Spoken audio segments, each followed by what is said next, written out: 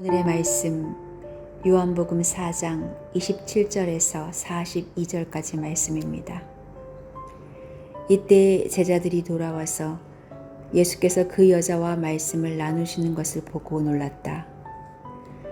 그러나 예수께 웬일이십니까 하거나 어찌하여 이 여자와 말씀을 나누고 계십니까 하고 묻는 사람이 한 사람도 없었다.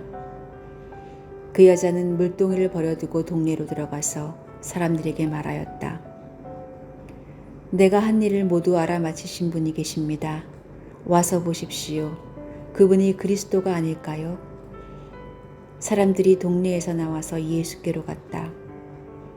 그러는 동안에 제자들이 예수께 랍비님 잡수십시오 하고 권하였다.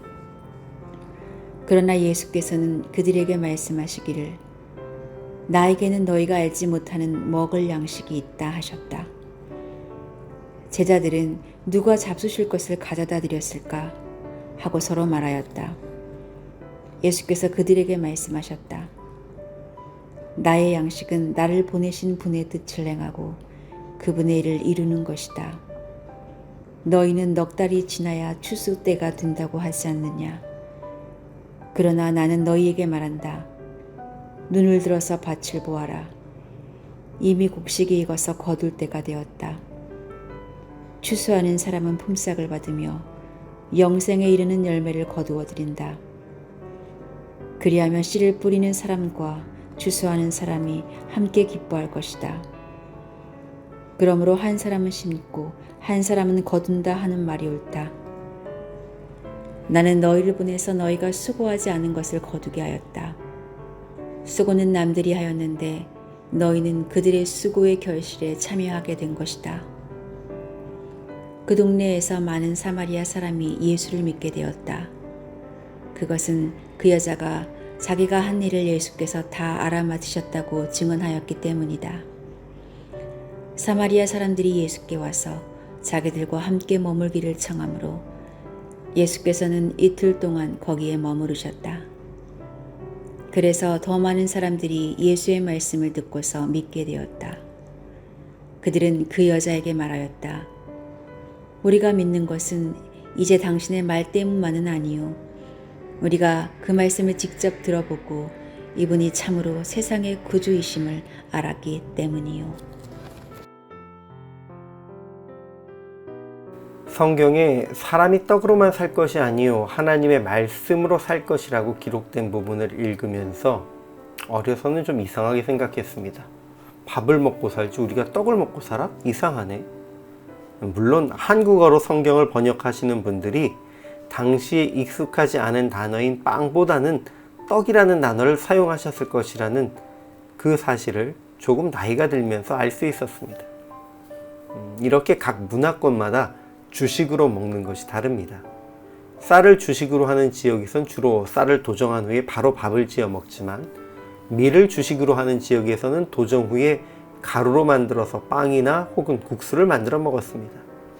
문화가 다르면 삶의 형태도 다르고 양식으로 삼는 것도 다릅니다. 오늘 제자들은 시장하에 앉아 계신 예수님을 위해 마을로 음식을 구하러 갔다 돌아왔습니다. 그런데 돌아온 제자들이 본 것은 예수님이 사마리아 여인과 대화하시는 장면입니다. 이것도 익숙하지 않은 장면인데 예수님은 준비한 음식을 드시라고 하는 제자들에게 내게는 너희가 알지 못하는 먹을 양식이 있다 라고 말씀하십니다. 다른 말로는 안 먹어도 배부르다 라고 말씀하신 겁니다. 제자들이 이상하게 생각하는 건 당연합니다.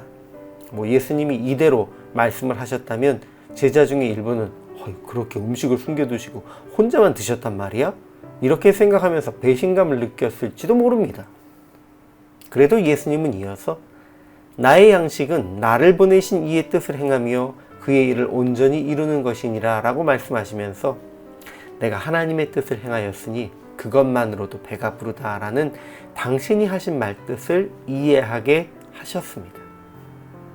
배가 부르다, 다른 말로 만족한다 라는 것은 각 사람마다 기준이 다릅니다. 다만 고급 레스토랑에서 식사를 마치고도 먹은 건지 안 먹은 건지 잘 모르겠다며 집에 들어와서 라면을 끓여서 밥까지 말아 먹어야 이제야 먹은 것 같다라고 말하는 사람들은 이미 음식을 충분히 먹었지만 문화와 삶의 형태에서 만족함을 얻지 못했기 때문에 배가 고픈 것 같다라는 심리적인 상태에 있다는 것을 우리는 알아야 합니다. 요즘 당신은 어떤 상황 속에서 배가 부르고 만족하심을 느끼시나요? 혹은 자기 목마름의 근원이 무엇인지도 모르고 남자와의 관계 혹은 마시는 물을 통해 갈증을 채우려고 했던 여인처럼 세상의 물질적인 성공이나 사람들에게 인정받는 것에만 집중하고 계신 것은 아니신가요? 잊지 마십시오. 예수님의 양식이 하나님의 뜻을 행하며 그 일을 온전히 이루는 것이었던 것처럼 우리의 참 양식도 하나님의 뜻을 행하여 이 땅 위에 주의 나라를 이루어가는 것입니다. 그것이 하나님의 나라, 하나님 나라 백성의 문화, 삶의 형태, 양식입니다. 오늘 삶의 현장에서 주의 뜻을 행하심으로 안 먹어도 배부르다라는 예수님과 같은 고백을 하실 수 있는 여러분의 하루가 되실 수 있기를 기도드립니다.